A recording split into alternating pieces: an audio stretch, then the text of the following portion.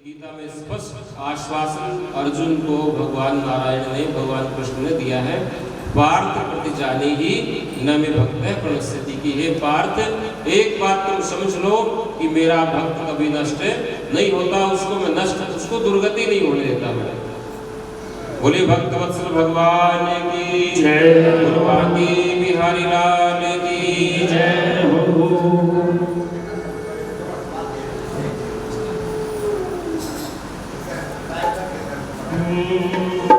जीना चाहिए। जड़ भरत के बारे में एक बार एक और उल्लेख है।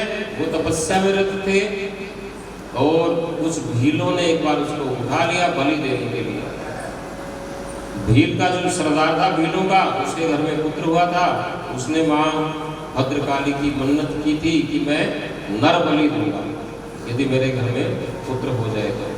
तो उसको बेटा हुआ। नर बलि के लिए वो भीलों को आदेश दिया कि देखो किसी व्यक्ति को लाओ। तो जड़ भरत तपस्या में मग्न है, वो बोले चलो। वो चल पड़ा। नौकरों ने देखा कि इसने कोई विरोध नहीं किया, तो जाके उसको स्नान करवाया गया, खाने के लिए मिठाई दी। वो बड़े प्रेम से खाने लगा कि भगवान का भोग है, भगवान की जो इच्छा। शरीर को तो छूटना ही है।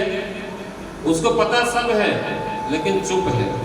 पता है कि अभी 1 घंटे बाद बलि दी जाएगी, लेकिन वो शांत है। ये शरीर किसी के काम आ जाए तो अच्छी बात है। और जैसे ही माँ भद्रकाली के सामने उसको लाल आसन पर लाल कपड़े पहना के बिठाया गया और बलि के लिए जैसे ही तैयार हुआ भीलराज, तो कहते हैं भद्रकाली की मूर्ति तोड़ करके भगवती स्वयं प्रकट हुई और उस भील की ही बलि चढ़ गई।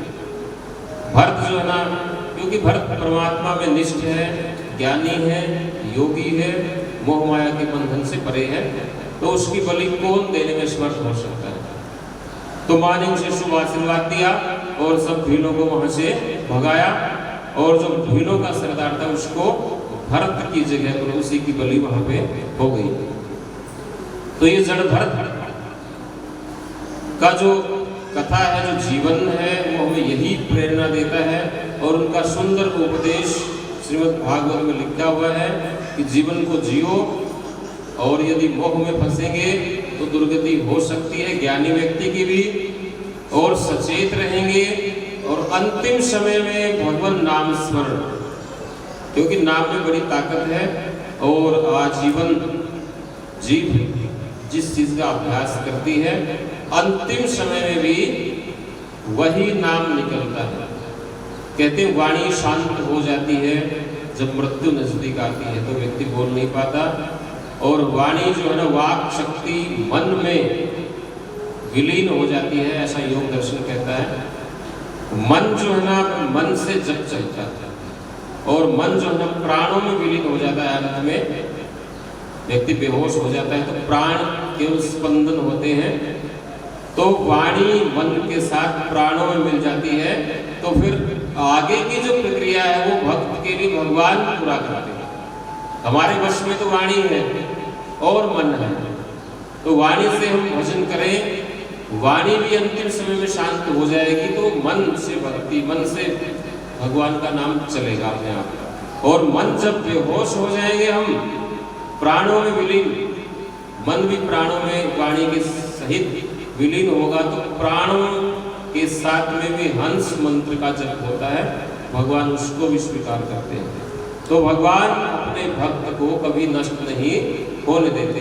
ये गीता में स्पष्ट आश्वासन अर्जुन को भगवान नारायण ने, भगवान कृष्ण ने दिया है।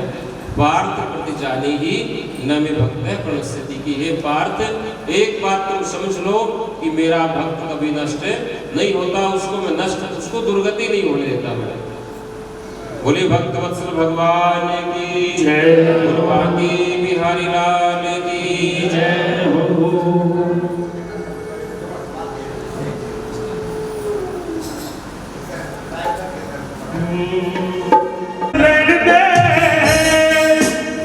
मंडकिया पर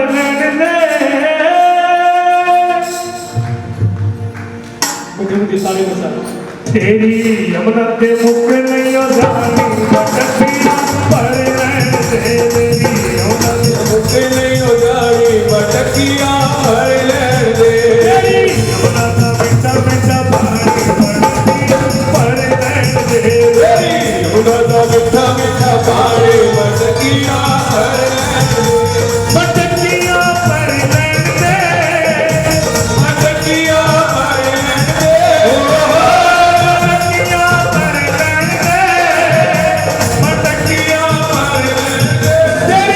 यमुना पे मुक्के में जाने पटकिया भर लेने दे तेरी यमुना पे मुक्ति नहीं हो जाने पटकिया भर लेने दे झूमते हुए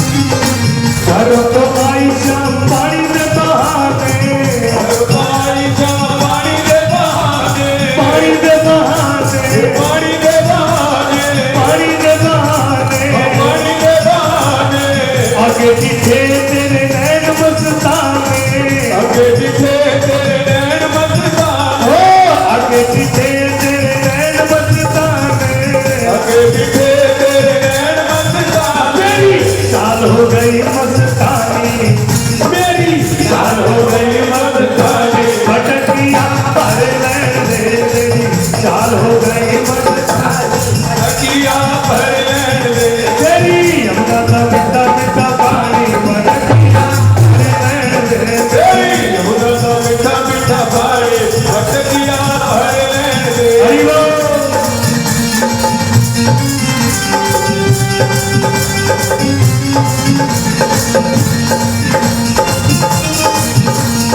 मीठी मीठी ताली बजा झूमते हुए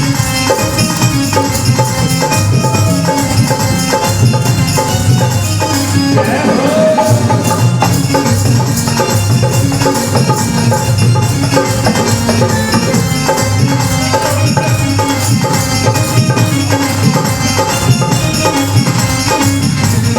मटके से मटका मटके से धारी मटका मटके ते झाड़ी मटके से धारी मटके ते झाड़ी मटके से धारी मटके ते झाड़ी पूरे हिंदुस्तान कदे से बिस्मारी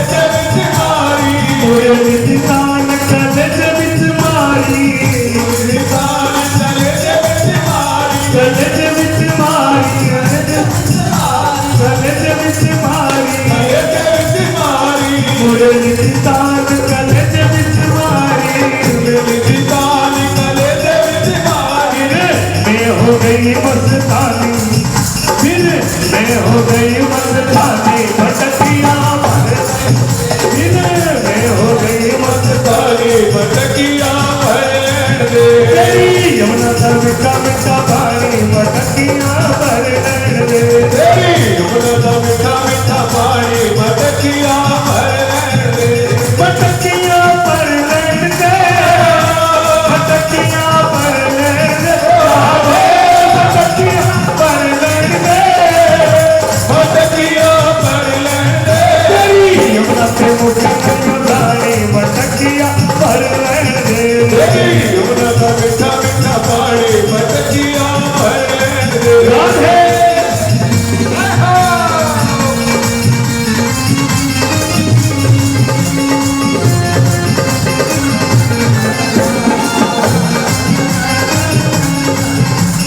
राधे राधे बोल श्याम आएंगे आएंगे श्याम आएंगे तेरे बोल जाम आएंगे आएंगे जाम आएंगे अरे राधे राधे बोल श्याम आएंगे आएंगे श्याम आएंगे राधे राधे बोल जाम आ गए हरि बोल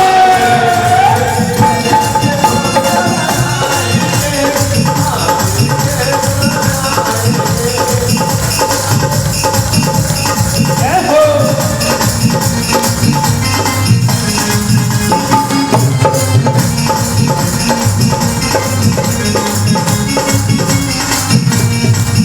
जगती बिच फेरता मैनू गली विच तेरा मैनू देवी वेरता मैनू कली वेख के तेरा मैनू फेरता मैनू तेरा मैनू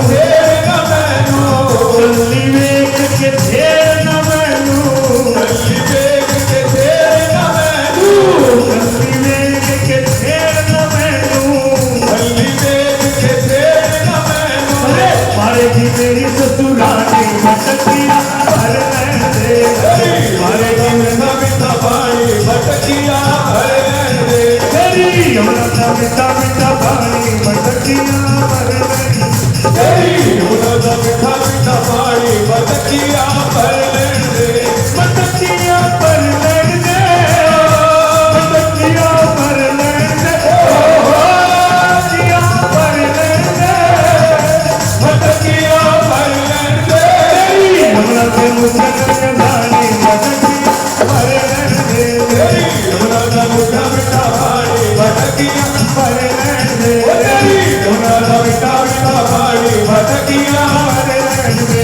तेरी यमुना का मीठा मीठा पानी मटकिया भर लेने दे तेरी यमुना का मीठा मीठा पानी मटकिया भर लेने दे तेरी यमुना का मीठा मीठा पानी मटकिया भर लेने मटकिया भर लेने दे राधे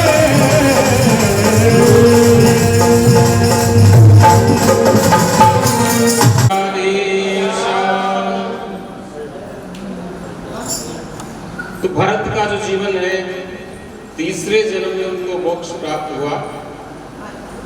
भरत के वंशावली के बारे में भागवत पुराण में स्पष्ट है कि भरत के पुत्र सुमति और सुमति के बाद देवाजित, देवद्युम्न, प्रवेशी, प्रतिहर्ता, अज, भूमा, उदगीत, प्रस्ताव, विभु, पृथुवेन, नक्त, गय, चित्ररथ, मरीचि, बिंदुमान, मधु, वीरव्रत, मंथु, यौवन, त्वष्टा और विरजा। इतना लंबा वंश राजा प्रियव्रत का चला है। इसके बाद 7 जो द्वीप हैं जो उन्होंने विभाजित किए थे, उन द्वीपों का बड़ा सुंदर वर्णन है। जम्बू द्वीप है जहाँ हम बैठे हैं, संकल्प में बोलते भी हैं जम्बू द्वीपे भरत कन्ने भारतवर्षे। तो ये भारतवर्ष भरत के नाम में ही पूरा भारतवर्ष है और पूरे भारतवर्ष में ही पूरा विश्व है। हमारा जो पृथ्वी पे जितने देश हैं वो भारतवर्ष के अंतर्गत ही आते हैं। जम्बू, पुलक, शाल्मली, कुश, क्रौंच, शाक और पुष्कर, ये 7 द्वीप हैं पूरे विश्व में और 1 लाख योजन इसका इनका फैलाव है। 9 वर्ष है, भारतवर्ष में सारे देश आ जाते हैं और उसमें जो भरत खंड है वो आज जो इंडिया बोलते हैं इसको भरत खंड है। खगोल का वर्णन है, सूर्य देव है, सूर्य के सारथी हैं अरुण और सूर्य के रथ में 7 घोड़े, गायत्री, त्रिशूल, जगत्यनुष्णु, पंक्ति आदि 7 घोड़े जुड़ते हैं। सूर्य देव के 12 नाम हैं। सूर्य देव साक्षात साक्षी हैं। शास्त्र कहता है आदित्याय नमस्कारम ये कुर्वन्ति दिने दिने जन्मांतर सहस्रेषु दारिद्र्यम नैव उपजायते। यदि गरीबी दूर करनी हो तो सीधा सा रास्ता ग्रंथों में लिखा है कि सूर्य नारायण को जब भी देखो तभी नमस्कार करो। केवल नमस्कार करने से ही सूर्य नारायण प्रसन्न हो जाते हैं। और शास्त्र कहते हैं आरोग्यम भास्कराद इच्छेत। यदि शरीर में कोई रोग है, आरोग्य चाहिए तो सूर्य की उपासना करो। तो सूर्य से 2 चीजें, वैसे तो पूरा जगत प्रकाशित होता है। सूर्य आत्मा जगतस्थ, सूर्य जगत की आत्मा है। आत्म बल प्राप्त होता है व्यक्ति को सूर्य यदि कुंडली में मजबूत हो तो। फिर भी यदि गरीबी दूर करनी है और आरोग्य चाहिए विशेष रूप से, तो सूर्य को हम जो प्रणाम करने की आदत बना लें। सूर्य देव की ओर मुंह करके मल मूत्र का त्याग ना करें। जब भी सूर्य के दर्शन हो तो प्रणाम करें। आदित्याय नमस्कारम ये कुर्वन्ति दिने दिने जन्मांतर से, हजारों जन्मों में भी गरीबी नहीं रहेगी। हजारों जन्मों तक की गारंटी ग्रंथों में लिख दी है, ये सत्यापित हुआ है। सूर्य नारायण के 12 नाम हैं, 12 स्वरूप मानते हैं। द्वादश आदित्य, हर महीने सूर्य नारायण का एक स्वरूप जो है वो चमकता है। तो सूर्य 12 हैं, मूल रूप से 12 स्वरूप उनके हैं। और सूर्य से आगे जो है ना चंद्रलोक है। चंद्रलोक सूर्य के पास में 28 नक्षत्र हैं मुख्यतया, और बुध शुक्र पंचतारा ग्रह हैं और सप्तर्षि मंडल है। ध्रुव के चारों ओर ये परिक्रमा करते हैं। सूर्य से 10,000 योजन नीचे राहु और राहु से नीचे केतु। अंतरिक्ष लोक है, अंतरिक्ष लोक फिर 14 भुवनों का वर्णन है। पृथ्वी जहाँ हम बैठे हैं, एक बार हम ये सब समझ लें कि हम कहाँ बैठ के कथा सुन रहे हैं। ये पृथ्वी लोक है, ये मृत्यु लोक है, यहाँ जन्म लेने वाले की मृत्यु निश्चित है, दीर्घायु हो सकती है। जैसे हम समझते हैं कि अश्वत्थामा, बलि, व्यास, हनुमान, विभीषण, कृपाचार्य, परशुराम, मार्कंडेय जी और अनेक सिद्ध हैं, नौनाथ हैं, 84 सिद्ध हैं और अनेक संत महात्मा हैं, लंबी उम्र है उनकी, चिरंजीवी हैं, अमर नहीं है। क्योंकि मृत्यु लोक में जन्म हुआ है तो मृत्यु निश्चित है। ये जरूर है कि वो अपने योग बल से लंबी उम्र उनकी हो सकती है, 2000, 5000, 10,000 या कल्प तक या कल्प के बाद भी बचे रहे, लेकिन यहाँ जन्म हो गया तो मृत्यु उनकी निश्चित। तो ये भूलोक है, भू से ऊपर भूलोक है, उसके ऊपर स्वर्ग लोक है। और हम सोचते हैं कि मृत्यु के बाद स्वर्ग में जाएंगे, लेकिन शास्त्र कहता है कि स्वर्ग लोक में से भी नीचे पतन व्यक्ति का होता है।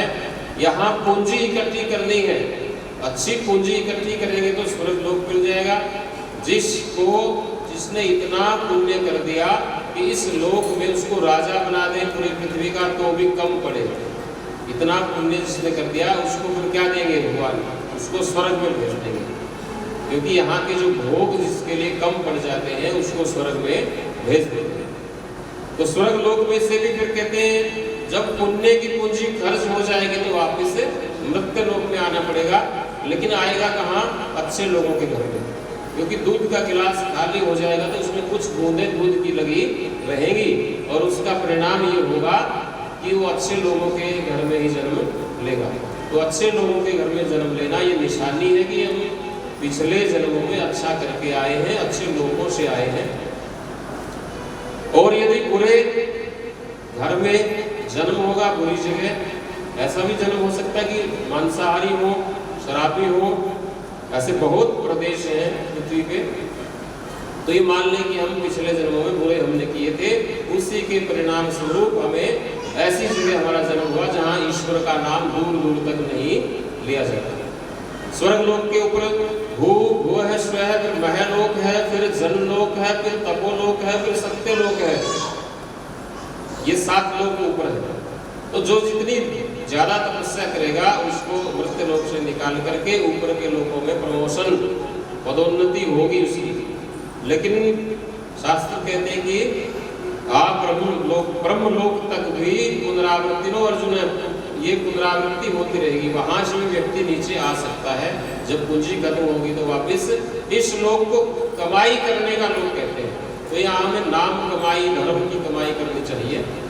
ये पूंजी यहाँ से जाएंगे तभी ऊपर जा पाएंगे। तो ज्ञान से ही व्यक्ति मुक्त होता है, बार बार पुनर्जन्म ना हो।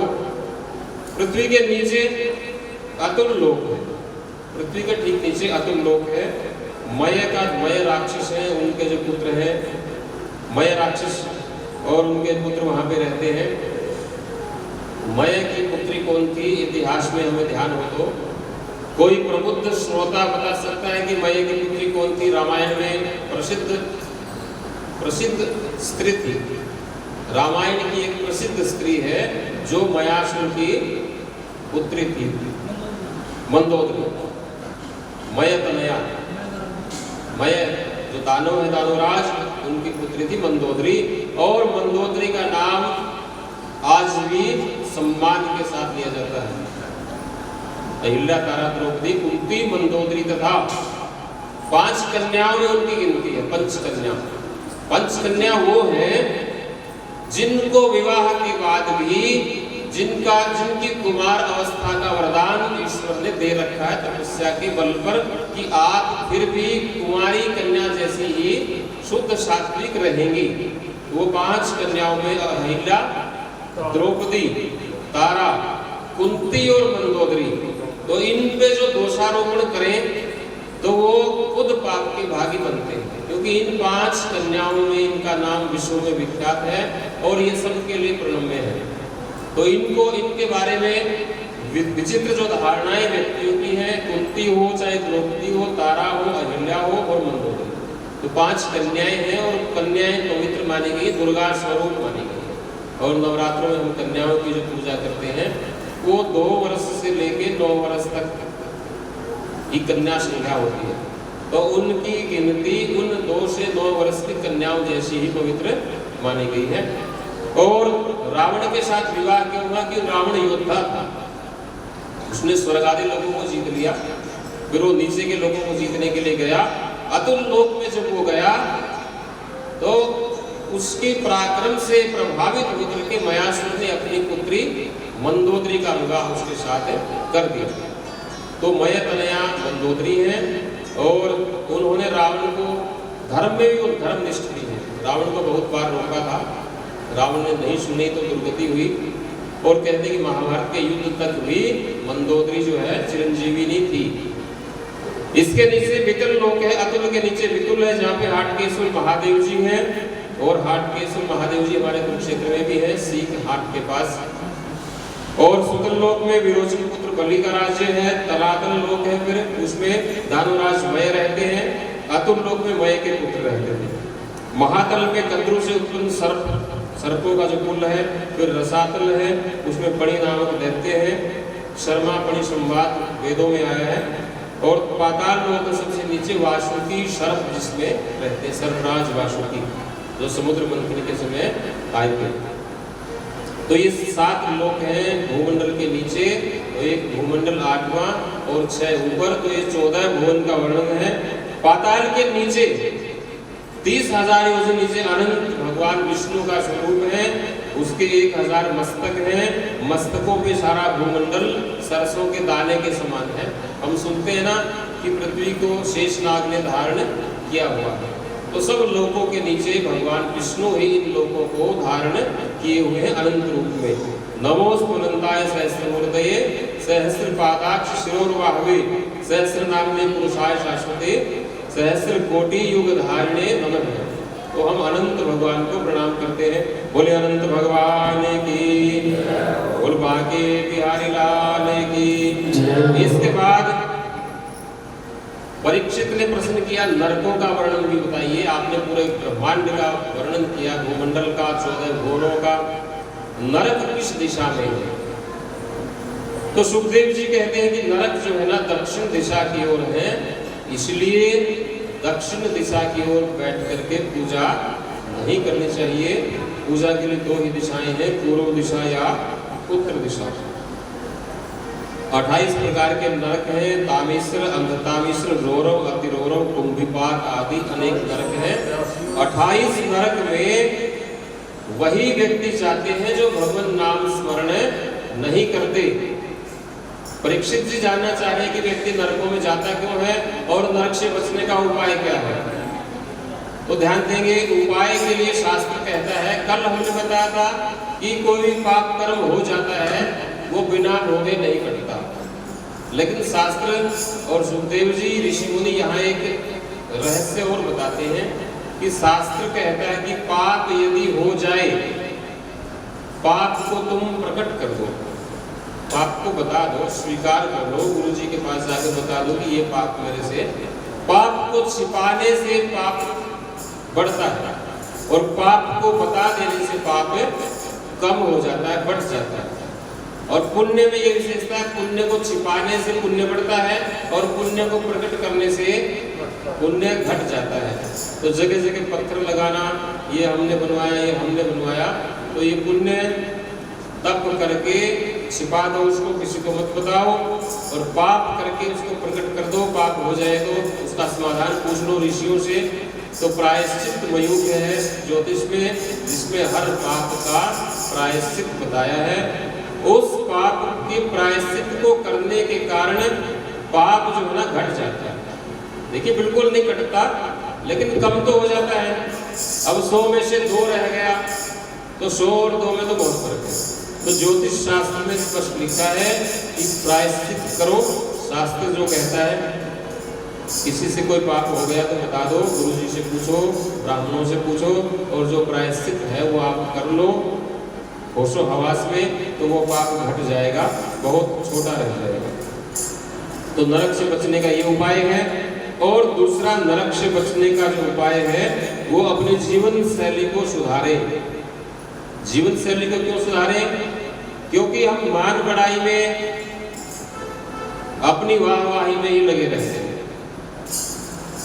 सब ये सोचते हैं मैंने ये किया है और मैंने किया तो मैं सबको दिखाऊं।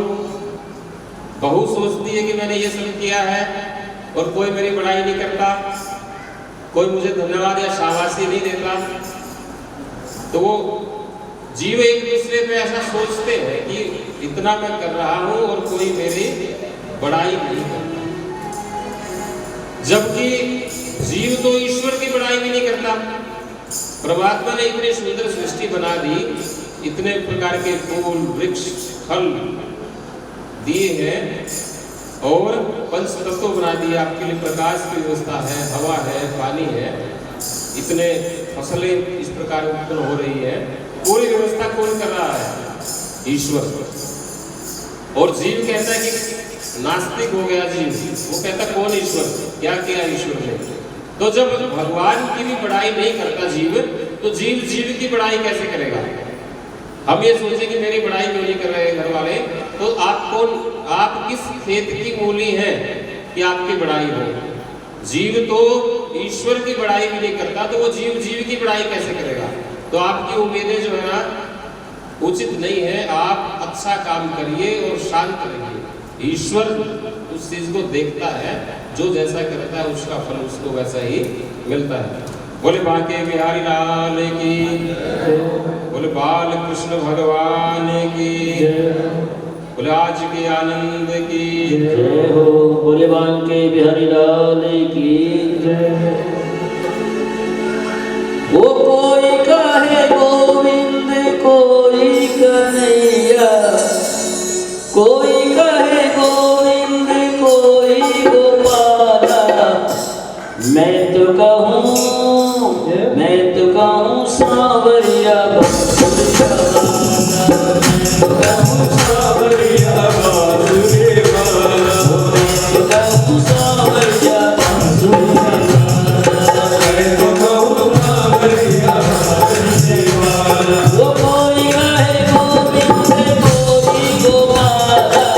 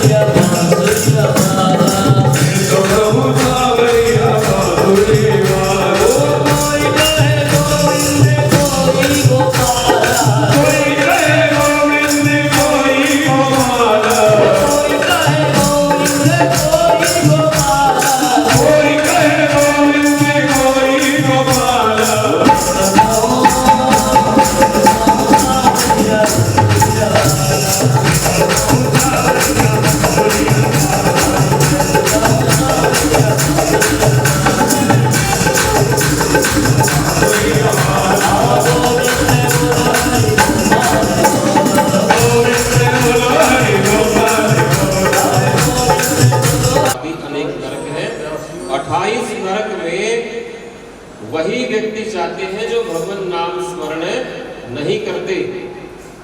परीक्षित जी जानना चाह रहे हैं कि व्यक्ति नरकों में जाता क्यों है और नरक से बचने का उपाय क्या है।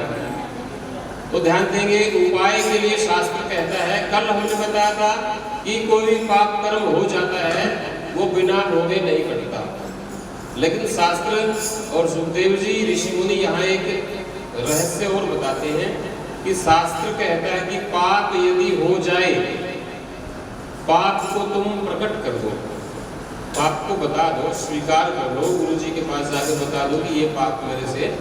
पाप को छिपाने से पाप बढ़ता है और पाप को बता देने से पाप कम हो जाता है, बढ़ जाता है। और पुण्य में ये विशेषता है, पुण्य को छिपाने से पुण्य बढ़ता है और पुण्य को प्रकट करने से पुण्य घट जाता है। तो जगह जगह पत्थर लगाना, ये हमने बनवाया, ये हमने बनवाया, तो ये पुण्य तप करके छिपा दो, उसको किसी को मत बताओ, और पाप करके उसको प्रकट कर दो। पाप हो जाए तो उसका समाधान पूछ लो ऋषियों से।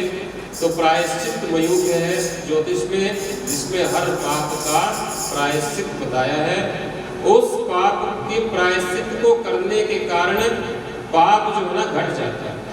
देखिए बिल्कुल नहीं कटता, लेकिन कम तो हो जाता है। अब 100 में से 2 रह गया, तो 100 और 2 में तो बहुत फर्क है। तो ज्योतिष शास्त्र में स्पष्ट लिखा है कि प्रायश्चित करो। शास्त्र जो कहता है, किसी से कोई पाप हो गया तो बता दो, गुरु जी से पूछो, ब्राह्मणों से पूछो, और जो प्रायश्चित है वो आप कर लो होशो हवास में, तो वो पाप घट जाएगा, बहुत छोटा रह जाएगा। तो नरक से बचने का ये उपाय है। और दूसरा नरक से बचने का जो उपाय है वो अपने जीवन शैली को सुधारे। जीवन शैली को क्यों सुधारे? क्योंकि हम मान बढ़ाई में, अपनी वाहवाही में ही लगे रहते हैं। सब ये सोचते हैं मैंने ये किया है और मैंने किया तो मैं सबको दिखाऊं। बहू सोचती है कि मैंने ये सब किया है और कोई मेरी बड़ाई नहीं करता, कोई मुझे धन्यवाद या शाबाशी नहीं देता। तो वो जीव एक दूसरे पे ऐसा सोचते हैं कि इतना मैं कर रहा हूं और कोई मेरी बड़ाई नहीं करता, जबकि जीव तो ईश्वर की बड़ाई भी नहीं करता। परमात्मा ने इतनी सुंदर सृष्टि बना दी, इतने प्रकार के फूल, वृक्ष, फल दिए हैं और पंच तत्व बना दिए। आपके लिए प्रकाश की व्यवस्था है, हवा है, पानी है, इतने फसलें इस प्रकार उत्पन्न हो रही है। पूरी व्यवस्था कौन कर रहा है? ईश्वर। और जीव कहता है कि नास्तिक हो गया जीव, वो कहता कौन ईश्वर, क्या किया ईश्वर ने। तो जब भगवान की भी बड़ाई नहीं करता जीव, तो जीव जीव की बड़ाई कैसे करेगा? हम ये सोचें कि मेरी बड़ाई क्यों नहीं कर रहे घर वाले, तो आप कौन, आप किस खेत की मूली हैं कि आपकी बड़ाई हो? जीव तो ईश्वर की बड़ाई भी नहीं करता, तो वो जीव जीव की बड़ाई कैसे करेगा? तो आपकी उम्मीदें जो है ना उचित नहीं है। आप अच्छा काम करिए और शांत रहिए। ईश्वर उस चीज को देखता है, जो जैसा करता है उसका फल उसको वैसा ही मिलता है। बोले बांके बिहारी लाल की, बोले बाल कृष्ण भगवान की, बोले आज के आनंद की जय हो। बोले बांके बिहारी लाल की जय। वो कोई कहे गोविंद, कोई कन्हैया, कोई कहे गोविंद, कोई गोपाला। मैं तो कहूँ सांवरिया बांसुरिया वाला, मैं तो कहूँ सांवरिया बांसुरिया वाला, मैं तो कहूँ सांवरिया बांसुरिया वाला, मैं तो कहूँ सांवरिया बांसुरिया वाला। वो कोई कहे गोविंद, कोई गोपाला, कोई कहे गोविंद, कोई गोपाला। मैं तो कहूँ सांवरिया बांसुरिया वाला, मैं तो कहूँ सांवरिया बांसुरिया वाला, मैं तो कहूँ सांवरिया बांसुरिया वाला, मैं तो कहूँ सांवरिया बांसुरिया वाला। गोविंदा गोपाला,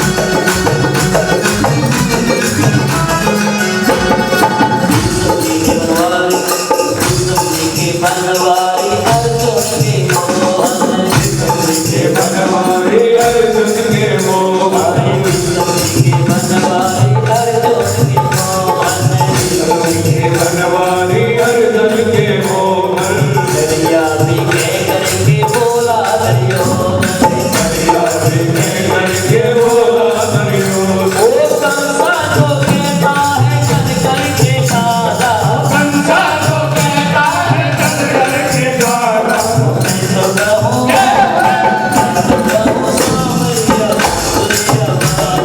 मैं तो कहूँ सावरिया मैं तो कहूँ सावरिया सावरिया सूर्य मैं तो कहूँ सावरिया माधुरी वाला कोई कहे गोविंद कोई गोपाला कोई कहे गोविंद कोई गोपाला कोई कहे गोविंद कोई गोपाला कोई कहे गोविंद कोई गोपाला मैं तो कहूँ सावरिया माधुरिया वाला मैं तो कहूँ सावरिया माधुरी वाला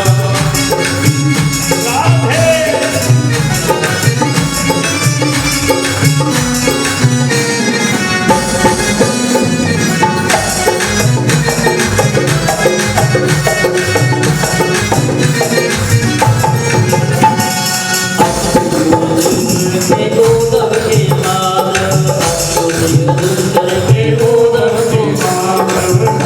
भगवान संतों के केशव भगवान संतों के देवक भगवान संतों के केशव भगवान संतों के केशव वालिया तुमको पुकारे नंदलाला वालिया तुमको पुकारे नंदलाला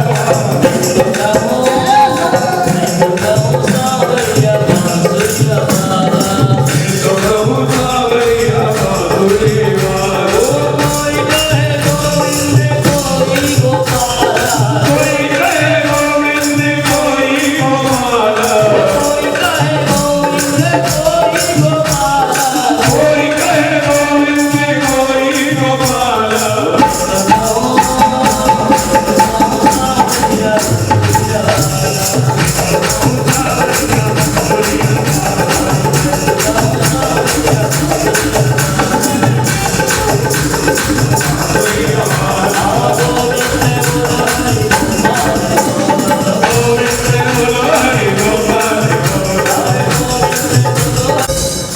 बोले बाकी बिहारी लाल जी बोले बाल कृष्ण भगवान की जय हो तो नरक से कैसे बचे एक सुंदर कथा भागवत पुराण में आती है और सबको बड़े ध्यान से सुननी है। एक ब्राह्मण बालक था, यज्ञोपवीत संस्कार समय से हुआ, गायत्री दीक्षा संध्या वंदन करता था और 18-20 वर्ष बीत गए, भगवान का भक्त भी था। लेकिन कुसंक्षेप के प्रभाव से कहते हैं कि वेश्या के संपर्क से उसने सत्कर्म का मार्ग छोड़ दिया। अब जब पथभ्रष्ट व्यक्ति हो जाता है तो ये ध्यान नहीं देता कि जीवन किस लिए था और किस तरफ जा रहा है, और अंत में कहते हैं उसी वेश्या से विवाह कर लिया, उसको संतानें हुई 9 और लुटेरा बन गया, लूट खसोट करके लाता और जीवन का गुजारा ऐसे ही चलता। पूरे नगर में कुख्यात हो गया। एक होता है विख्यात, एक होता है कुख्यात। अच्छे कार्यों में तो वो विख्यात और बुरे कार्यों में कुख्यात। कुख्यात अपराधी हो गया। अब जो है जीवन ऐसे ही बीतता चला गया, 9 संतान भी हो गई। और एक बार कहते हैं कि देखिए किए हुए कर्म का जो फल है ईश्वर भक्त को नहीं भूलते।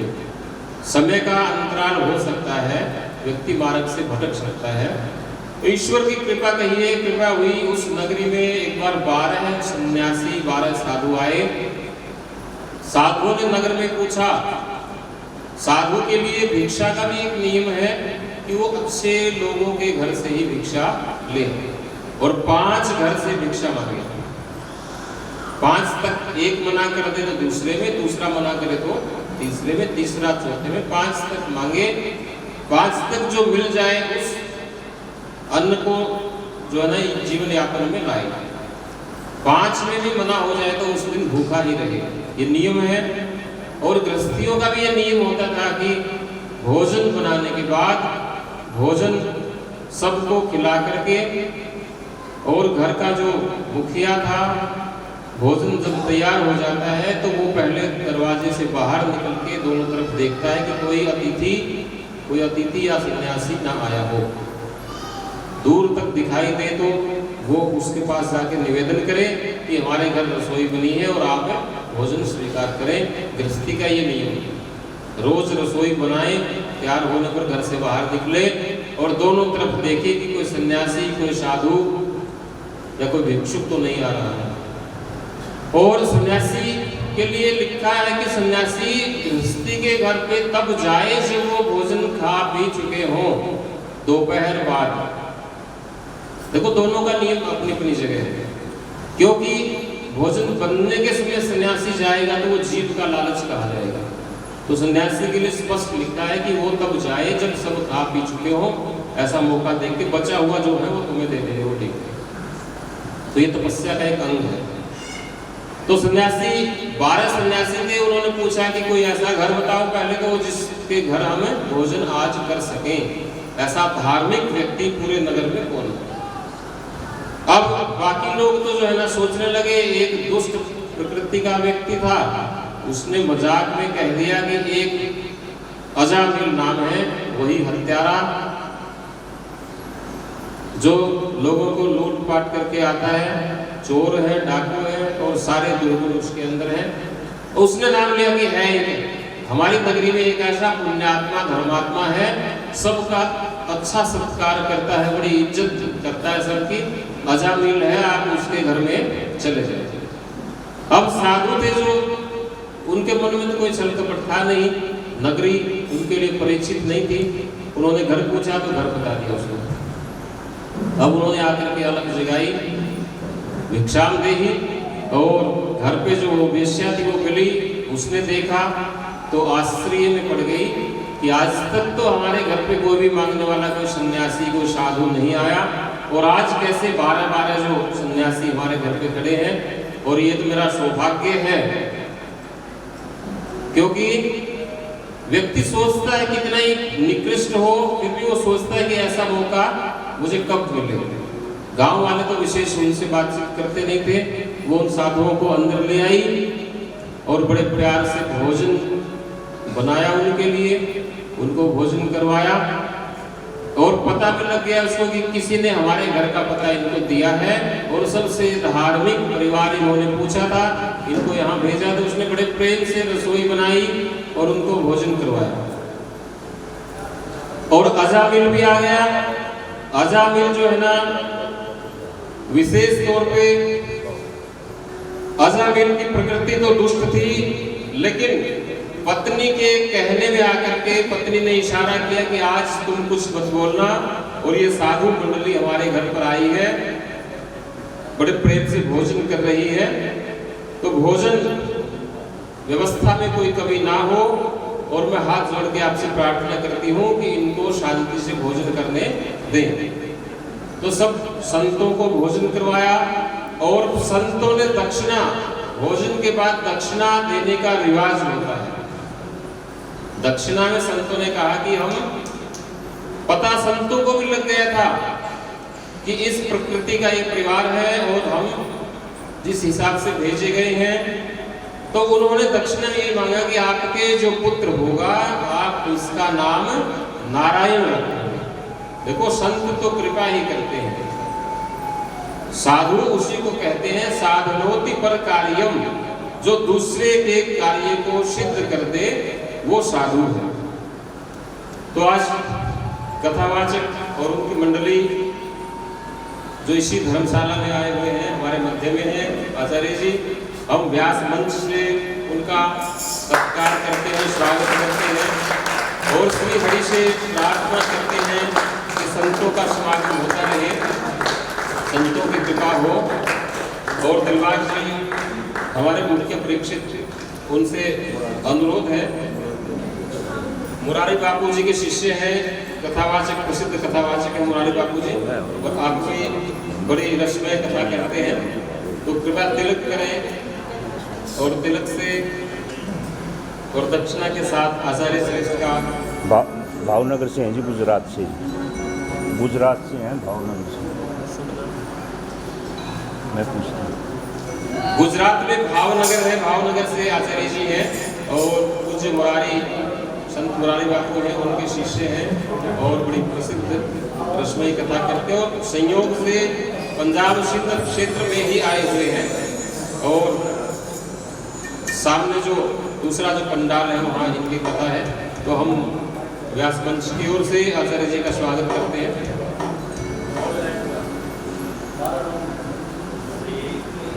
गोविंद हरे मुरारी, हे नाथ नारायण वासुदेव, श्री कृष्ण गोविंद हरे मुरारी, हे नाथ नारायण वासुदेव, श्री नाथ नारायण वासुदेव, हे नाथ नारायण वासुदेव, श्री कृष्ण गोविंद हरे मुरारी, हे राधे हाथे काले तुम सामने हो, मुरली बजा दे मन को लुभाते, मुरली बजा दे मन को लुभाते, मुरली बजा दे मन को लुभाते, मुरली बजा दे मन को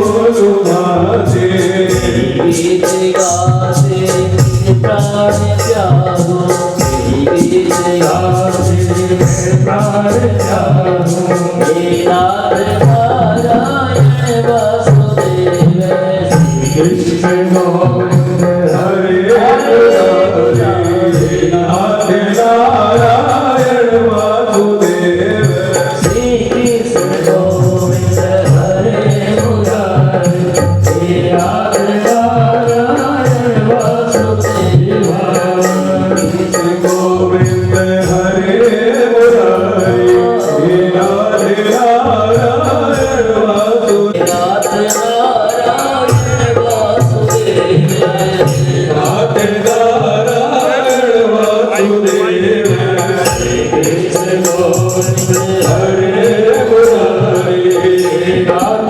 नारायण वासुदेव, श्री कृष्ण गोविंद हरे मुरारी, हे नाथ नारायण वासुदेव, हे नाथ नारायण वासुदेव, गोपाल राधे कृष्ण गोविंद गोविंद, हे गोपाल राधे कृष्ण गोविंद गोविंद,